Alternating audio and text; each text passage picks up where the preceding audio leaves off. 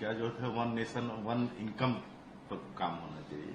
देखिए, one income का उनके कहने का मतलब है कि एक ही आदमी के पास इनकम हो जो उनके परिवारवादी नीति और परिवार के लिए सत्ता का उपयोग करके बहुत ही ज्यादा धन अपने पास अर्जित कर लेना उनकी नीति में है, नियत में है। उसी हिसाब से बोले होंगे।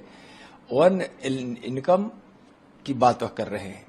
तो यहाँ माननीय प्रधानमंत्री जी ने इस देश के लोगों की आर्थिक स्थिति ठीक हो, हर घर में इतनी आर्थिक संपन्नता जरूर हो कि जीवन यापन में उसको असुविधा न हो, सबके पास रोटी कपड़ा मकान की सुविधा हो, सभी के बच्चे पढ़े शिक्षित हो, कभी कोई अगर घर में बीमार पड़ जाए तो सही से इलाज हो, दरवाजे पर कोई आए तो कोई भूखा न जाए, सत्कार वह कर सके और एक अच्छी जिंदगी जी सके। इस यत्न में हमारे प्रधानमंत्री जी लगे हुए हैं और उनका जो संकल्प है कि आजादी का जब 100वां वर्ष या देश मना रहा होगा उस समय प्रति व्यक्ति आय दुनिया में सबसे ज्यादा भारत का हो और तेजस्वी जी की पार्टी और तेजस्वी जी के परिवार की एक नीति है कि सबसे ज्यादा धन मेरे परिवार में हो। दोनों में अंतर है।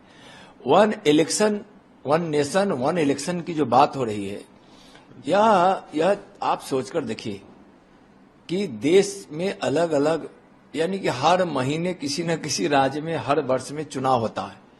पूरी व्यवस्था इस पर डिस्टर्ब होती है, विकास में बाधा उत्पन्न होता है और अधिक खर्च भी होता है। तो इस सोच के तहत यह बात आई होगी, लेकिन यह बात का निर्णय कोई अभी हुआ नहीं है। पूर्व राष्ट्रपति अपने रामनाथ कोविंद जी के अध्यक्षता में एक कमेटी बनी है, वह अध्ययन करेगी।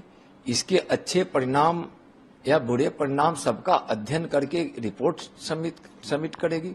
तो एक अध्ययन करने में कोई विषय हो, कोई समस्या हो तो उस पर लोगों से बातचीत करके संवाद करके किसी निष्कर्ष पर पहुंचने में यह तो अच्छी बात है।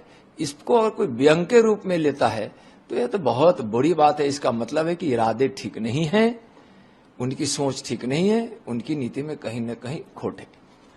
विपक्ष तीसरी बार बैठा, संयोजक की बात आ रही थी, लेकिन 13 संयोजक मंडल बना और कुछ एजेंडा ऐसा तय नहीं हुआ कि किस एजेंडे को लेकर हम लोग चुनाव जाएंगे या फिर सीट शेयरिंग की बात उन लोगों ने। देखिए, उनका हर पार्टी और हर उनके नेता का एक एजेंडा है कि हम प्रधानमंत्री बने। किसी का दिल मिला हुआ नहीं है, कोई एजेंडा नहीं है। आज तक संयोजक तो तय नहीं हुआ, सीट का कुछ निर्धारण नहीं हुआ।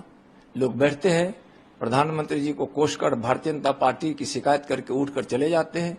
उतना ही में अपनी बहादुरी समझते हैं, उतना ही में अपनी राजनीति समझते हैं। और माननीय प्रधानमंत्री जी के नेतृत्व में सरकार केंद्र की और भारतीय जनता पार्टी दिन रात लोगों की खुशियों के लिए, लोगों की संपन्नता के लिए, भारत में हर व्यक्ति शिक्षित हो इसके लिए, कोई बेबस ना हो इसके लिए, हर गरीब की जिंदगी में खुशियां आए इसके लिए दिन रात प्रयत्न कर रहे हैं। उनकी सोच जैसी है वैसा वो लोग दिखते हैं। हमारे माननीय प्रधानमंत्री जी की जैसी सोच है जिसको दुनिया भी देख रही है, उनकी सोच के हिसाब से आज भारत बदल भी रहा है। नीतीश कुमार और ममता बनर्जी ने कहा है कि समय से पहले चुनाव होने वाला है, हो सकता है ये कभी भी अनाउंस हो जाएगा। देखिए, अभी तो वन नेशन वन इलेक्शन पर विचार करने के लिए, उस पर अध्ययन करने के लिए कमेटी बनी है। क्या होता है यह तो भविष्य की बात है, इस पर कुछ कहना अभी उचित नहीं है।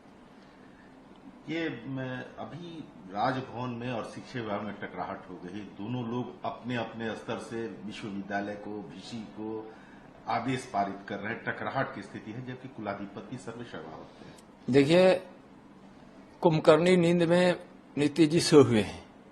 थोड़ा बहुत जब पलक खुलता है अंघाते हुए तो कोई न कोई एक ऐसा काम जरूर कर देते हैं जो परंपरा के अनुकूल न हो, मर्यादा के विपरीत में हो। राजभवन की जो मर्यादा है, अब तक की जो परंपरा है और उच्च शिक्षा में उनका योगदान और उनकी जो पहल होती है, आज तक सब जानते हैं कि यह राजभवन का विषय होता है। उसमें सरकार अनावश्यक टांग अड़ाती है, उनको उस शिक्षा से मतलब नहीं है, और अपनी सुपरमैसी साबित करने के लिए कुछ करना और है ही नहीं। अब तो बिहार में लोगों का वेतन भी बंद होने लगा है, तो इस पर ध्यान नहीं दे रहे हैं।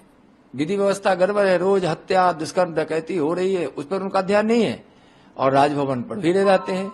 संविधान की मर्यादा का ख्याल रखिए नीतीश जी, इसका ख्याल रखिए। यह बहुत ही आपत्तिजनक है कि आप राज्यपाल के अधिकार को आप एकदम चोट पहुंचाने का काम कर रहे हैं।